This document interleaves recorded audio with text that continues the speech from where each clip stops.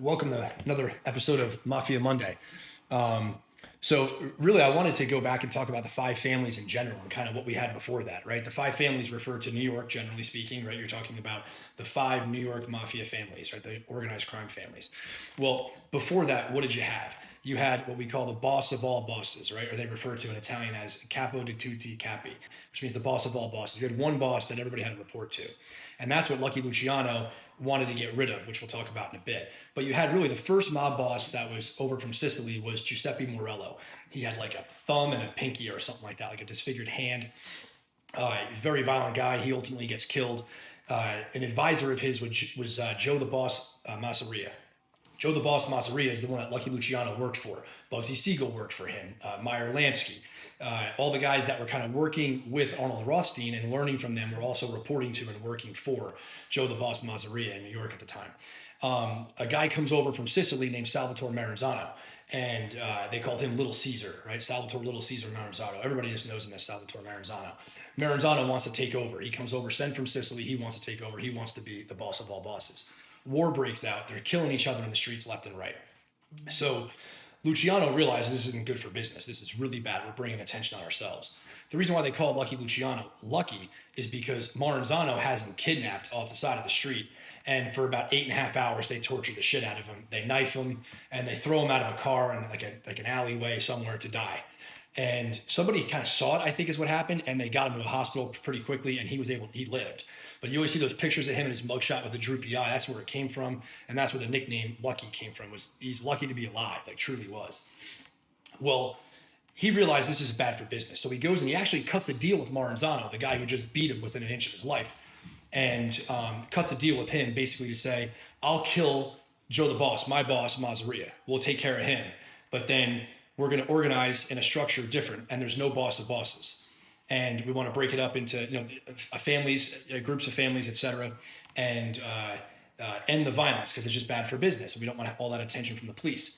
So Maranzano agrees, and there's the famous ace in the hand, right? The card in the hand. That's Joe the Boss Masseria.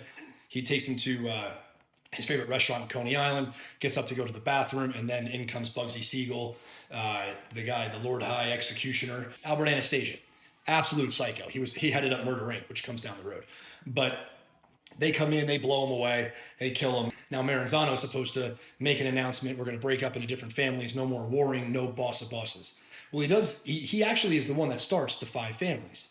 And but in the meeting with all these other organized crime individuals, he announces he will be the boss of bosses. Well, immediately Luciano is going to kill him, and he knows he's going to kill him because of that. So now they're going after each other. Right, this guy Mad Dog, what was his name? Vincent Mad Dog Collar or something like that. Maranzano sends him to go kill Luciano.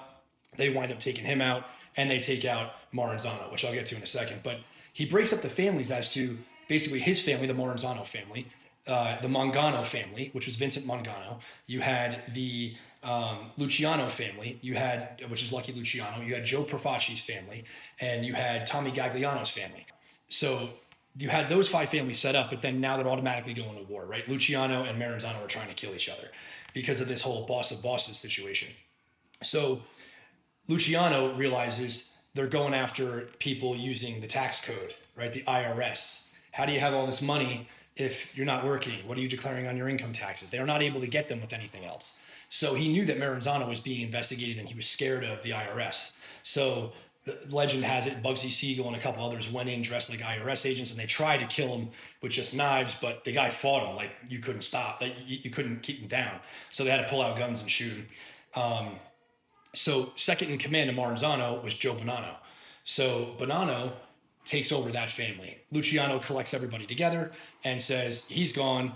There is no boss of bosses, and then he forms the commission, which basically each of the five families has their boss on a commission, a board of directors, which are going to make decisions based on life and death, make decisions based on territorial disputes or anything else. So they can try to keep the bloodshed at a minimum. But if it was going to happen, you didn't have people just going out there wildly killing each other. You'd have an actual enforcement arm of the killing and an enforcement arm of any rule-making body, or rules that came out of the rule-making body, which was the commission. So your five families originate and start with those five families. Today, what you have is what was the Maranzano family is still the Bonanno family. So people look at Bonanno as an original five family. He kind of was under Luciano establishing the five families. But he really started with Maranzano. He was this boy from Sicily who came over and was immediately linked up with his Sicilian heritage and in the old world in the mafia that as he knew it. The Mangano family ultimately becomes what you know today as the Gambino family. And then you have the Luciano family ultimately goes through different maturations until it becomes what is today known as the Genovese family. The Perfacci family only had one other boss, and that was Joe Colombo, which is still known as the Colombo family. And the Gagliano family, Tommy Gagliano, took over by Tommy Lucchese, which is today also known as the Lucchese family.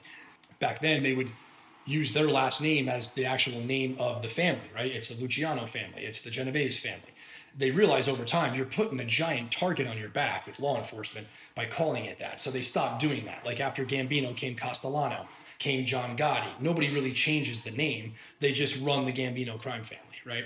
So those are the five families as you know them today, and those are the five families as they originally started, and that's kind of how it all started from Morello through Joe the Boss Mazzaria, Salvatore Maranzano, the warring that started. They called that the Castellamarese War because it was the Castellamarese Sicilian faction that were coming in trying to take over. That then turned into the five families that Luciano established the commission with, and really got them in line to be incredibly successful for the next 70 years, right? They were untouchable for 60, 70 years, the golden era of the mob. They were controlling union pension funds. They built Las Vegas. I mean, they controlled trucking. They controlled airport industry. I mean, the airline industries. They controlled garment industries. They controlled everything. They controlled the docks in New York. They controlled so much of this country. They infiltrated into the legitimate businesses and legitimate unions and organizations in this country like they never had before, because they had that power structure that was really created by Luciano and the idea of the commission itself. So yeah, a little brief history in the five families.